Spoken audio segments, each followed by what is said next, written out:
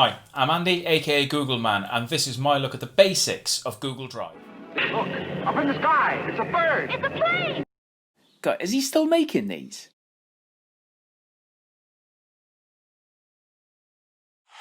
Hi again guys, and welcome back to aka Googleman. If you haven't done so already, please remember to click the subscribe button down below so you'll get told when my new videos go live. If you like what you see during this video, remember please to give me a thumbs up and share this video with another teacher you think would like it too.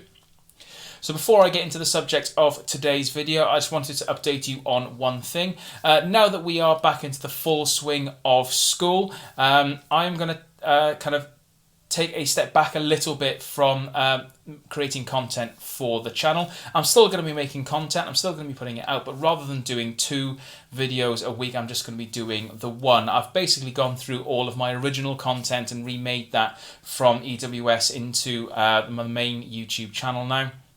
So you're now going to just get a video on a Monday afternoon, and the Thursday ones, for the time being at the very least, will stop. As we go along, if I find I'm able to, I will put some Thursday videos out as well, but for now we're just going to focus on the Mondays.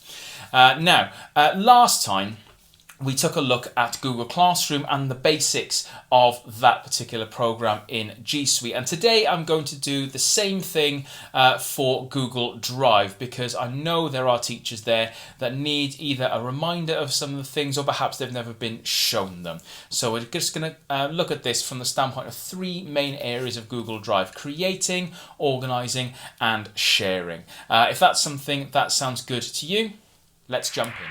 Okay, so creating things in Google Drive is actually really simple, and you'll just see a demonstration going on around me here.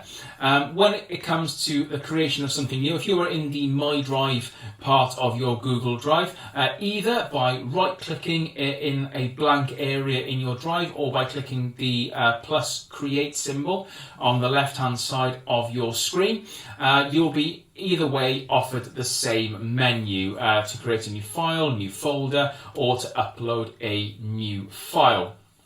We're going to go with creating something new. Just a little bit of a kind of prelude to the organising bit later on. I would say if you're going to create, if you're in just your main drive, I would be creating folders in this particular part if you're not in anywhere, because it saves you a little bit of a step. And when you come to create your docs, your slides, and or your sheets, it's far better, I feel, to be in the place that you want that file to be saved, because once you're in that folder, anything that you then create once you're on that page is automatically saved into that folder. So for example, when I'm creating things at the moment, say I'm creating a data table for GCSE music, I will go into my GCSE music folder and create that spreadsheet in there. It just saves me a little step of organising later on. There is a way you can do it if you do miss out that step, but more on that later. Let's assume for the moment that you are going to be creating a folder. So you have that menu open and you just click on New Folder. You will then be prompted with a small dialog box that asks you to name that folder. Nice and simple, put in any name that you like that is relevant to you, and then click OK, and it will just create that folder for you. If, whether you're doing this in your drive or in your folder that you've created later on, if you select a docs, a slides, or a sheet, you will then be taken to a new tab where that document is open for you. It will save it into that folder wherever it is, and then you can just start editing that document. So you'll want to give it a name of some kind there to help you with organising later on, particularly if you created it on your main drive page and you need to find it later on if you forget any of the other steps that we'll kind of go through later on. What you can also do, of course, is you can upload things from your computer. Now, obviously, as you've seen already in previous videos, I'm working on an HP Chromebook, but if you were working on a PC or laptop, you might well have created Word documents or Excels or something else, or maybe Pages, perhaps, if you're working on a Mac, and you want to upload those to your Google Drive. a couple of options available for you. You can go to the same menu that we just did, and you will have the options for a new folder upload or new file upload. Once you get to that, you can just search for items on your computer using the dialog box that is given to you. Then once you've tracked down the file or folder that you want to upload, you just click the upload button and you'll get another little dialog appear in the bottom right hand of your screen telling you the progress of that. And obviously sometimes it'll be almost instant if it's just a simple Word document. If it's a larger folder or videos or something like that, obviously they will take longer. What you are also able to do is, if you don't want to go through all of that, you can actually just click and drag into there. So again, if it's something you want to go into a specific folder, go into that folder and then go to your computer's Explorer if you're on a PC, a Finder window if you are on a Mac, or Files and perhaps Downloads if you are on a Chromebook. From there, you can just select, click and drag your file into your Google Drive, and then you'll get the same little dialog box in the bottom right telling you the upload progress. Okay, it's really nice and really, really simple, and that's it. That's creating in Google Drive. Right, let's talk about organising. Now, this is a thing that, particularly if you're coming in new and you've got this kind of folder hierarchy already, can be really, really daunting. And I'm not going to lie, it's not going to be any less daunting until that process is done. It's like setting up any new filing system. It does take time.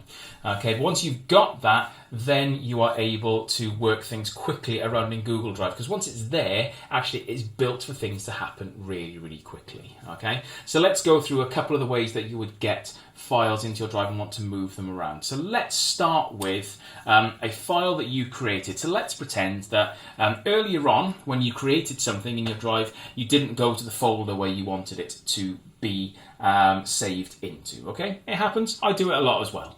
Okay, all you need to do with that is, if you in your drive right click on that particular file, you get this nice long menu come up, and there's the option there that says move to. You click on that particular option, and then you get what I call this mini drive. It's like a miniature version of your Google Drive appears in the dialog box, and you just navigate through there to the folder where you want that thing to be saved, whatever that item happens to be. The same thing can be done with folders. You could move a folder to within another folder using this same method. Once it's there and you've got it open in your mini drive, there's a move here option in the bottom right of your mini drive dialog box. It does happen quite often, actually, that depending on the size of your screen and where you've clicked, you might not be able to see the bottom of that dialog box. That's okay, because actually if you press enter from here, it does the same thing as, say, move here, and it will move that file for you. If you can see all of that dialog and you need to create a new folder, in the bottom left of your mini drive pop-up, there is a new folder button there if you need it. But hopefully at this point you've got the folder already created, and you can put your document or file, folder, whatever, straight into there. Okay, so that's with files that you have created. Now, of course, we will get sent files quite often, and depending on where it's come from, will influence how we then interact with and organise that file. Let's say that you have been sent a Word document, okay, via email. That's fairly common. Okay, when you get into that email, as you can see in the example that's going on here, it will be an attachment near the bottom of that email. All you would need to do with that is, if you hover over there, there's a couple of buttons. You have the option to download that file, which, depending on what you want to do with it, perhaps if it's an Excel file perhaps, and you are a power user of Excel and you need the extra features that it has, perhaps you would download it and use. But for most of us, you would just click on Add to Drive. Because it's a Word document, if it's been attached rather than shared, you need to kind of add this to your drive and create it for yourself. When you do that, you'll see a little bar appears there that has the option to organise. It'll say add it to drive, organise, and straight away you click on that and you'll get this mini drive come up again, and you can tell it exactly where you want the file to go. Now, chances are you've got the folder created already. Again, you've got the new folder option there if needs be, and you can just take it there and move to the folder that you wanted to directly from that email You haven't even got to leave Gmail in order to do that. It just happens all built in there. And then, of course, you can finish processing that email. You know, if you've seen my previous video on processing emails in Gmail, I'll link that above and below for you just in case. You will then either, you know, reply, decide you need to keep it and archive it or star it or label it or whatever you're going to do. Okay. The same is also true. You might get things that are shared with you either directly via an email, or you might get this through a share, which is something we'll talk about in a moment. If you are going to share this with share a file or a folder with somebody, anything that is shared with you via Google Drive will appear in the Shared With Me section of your drive. So over on the left hand side, you've got your My Drive, you've got perhaps your shared drives, or what used to be called team drives over on that side. And then in that same area, you've got Shared With Me. Now, every file that has been sent to you or folder that's been shared with you on there will appear in this area, okay? And these are things that somebody else has created that they have ownership of with that file. Because when you create something, much like when you do something on your own PC, you know, you own that file. Now, while you have access to these files because someone has shared them with you, the ownership is not yours. So you will want, however, to put it into your drive. Now, how you do that and what you do with it is dependent on one of two options. The first option is you've been sent a template that you are going to create your very own version of. Okay, someone's created one, you want to take it and change it and do your own thing with it, but not impact that particular document. So in this case, you would right-click on that file and select Make a Copy. That will automatically create a copy of that particular file in your Google Drive, okay, and it's under your ownership.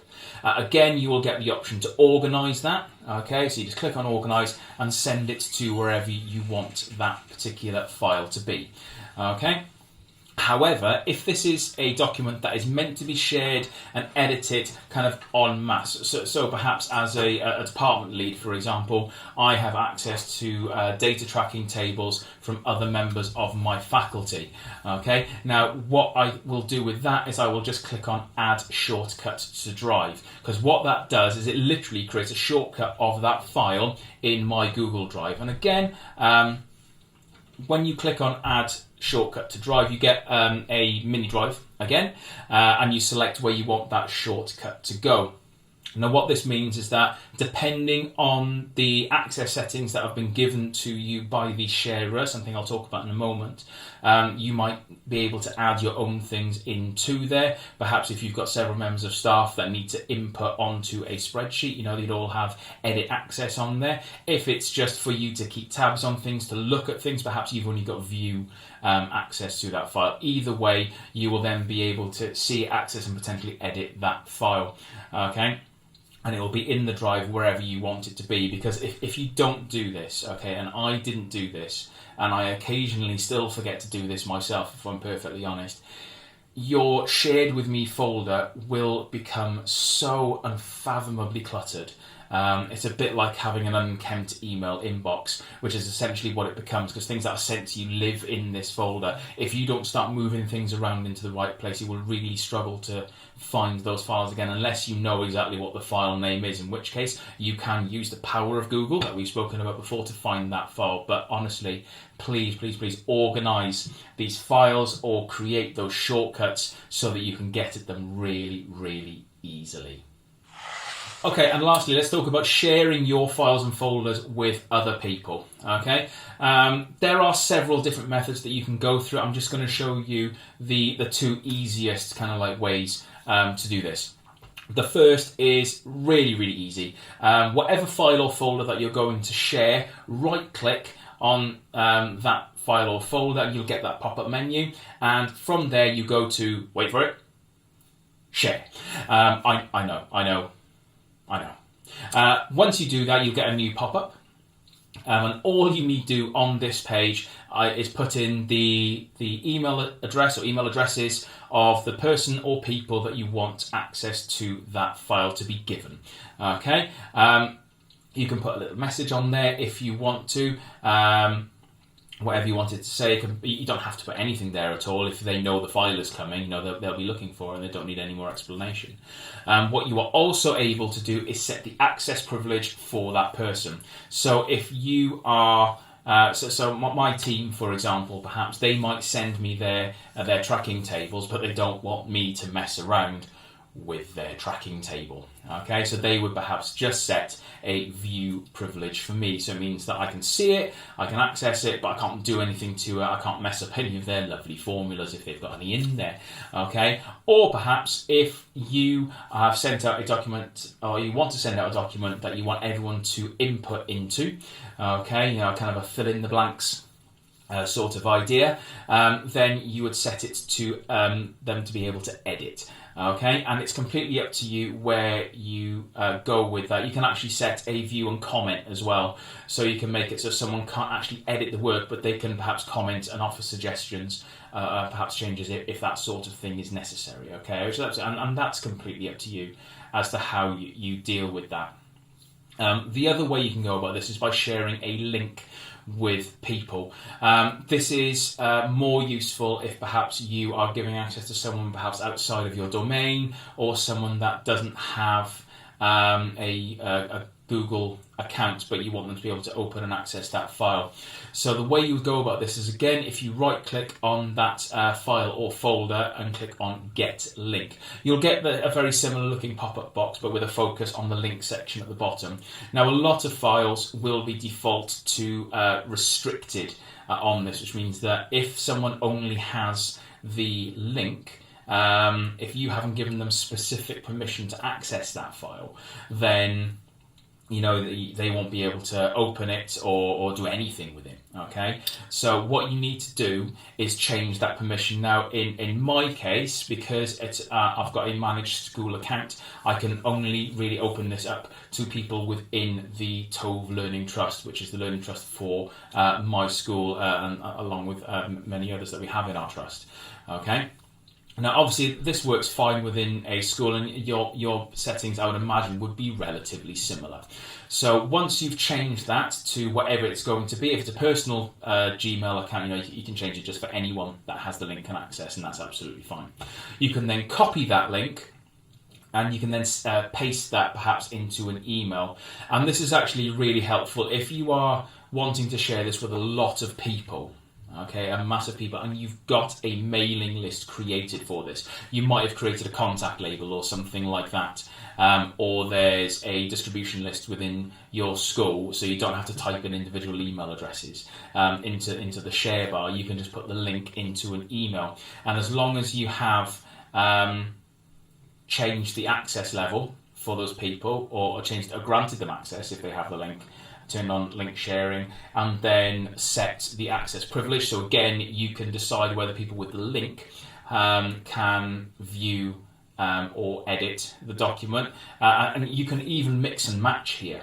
So if this is a document that you within your team, you want just your team to be able to edit, you would share that with them, and it would be a relatively small number of people. But if you want a larger number of people to be able to see what's going on there, you would just send them the link, and the access privilege for the link share and the shared above can be completely different. And you can actually set individual privileges for people as well. If you went back into the share, okay, so once you've shared it with people, if you go back into that, you can actually see the access level for each individual that has access to that file if you've put in particular names. So as you can see on this one, I've just shared this file with the real world version of myself, and you can see there's a little pencil next to it. Now that means that the real world me is allowed to edit that, but all I need to do there is if I go to that drop down, I can change that to view only. It becomes a little eye symbol, and then I can save that and it's done, and that it changes that privilege there. And you can do that for individuals. If your document is shared with 20 people and you decide that one of them needs to not be allowed to edit it,